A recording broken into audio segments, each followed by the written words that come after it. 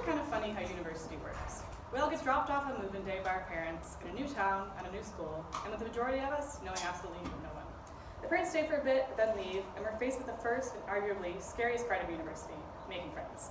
It happens in quite a peculiar way, actually. Sometimes we latch on to our roommates, or maybe the person you met in the bathroom 2 seconds ago is who you'll go to at the party that night. But no matter how we make those friends, sometimes those by-chance meetups become the people that will stand by your side for the next 4 years. But I think that's what makes university so special. We are forced to adapt to situations that we have never before been faced with, and these experiences show us that things tend to always work out. Another special thing about university is that we have chosen each other. In high school, especially from a small town, most of your friends are based on things outside of your control, like which baby group your parents put you in or which Tim Hortons soccer team you played on. But here, we choose who we want to spend our time with. Given some of it is happenstance, like which residence you put in, or who you ended up sitting next to at the karaoke barbecue, but most of it is by choice. We consciously choose who to surround ourselves with, and I think we've all done a pretty good job of making friend groups that fit who we are. It's for this reason that although there are an abundance of people that deserve our thanks, I believe the people who deserve it the most are our friends. Because these friends have carried us through it all the tears, holding your hair while we're sick, and the field test, through hungover Sunday mornings trying to write a 10-page paper and bad breakups. We truly have been through it all together, and especially as a class of 2017, we sure have been through a lot.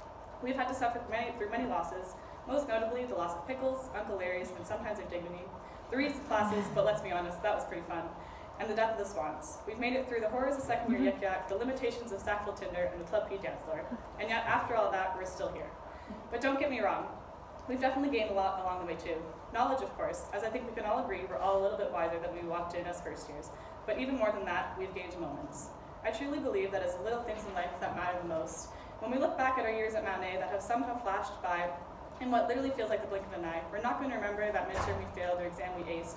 We're going to remember the Sunday morning chats and meal hall with friends, staying up till 4 a.m., having life chats with new roommates, and always peeing ourselves laughing on the first floor of the library. But in all seriousness, the school has given us so much.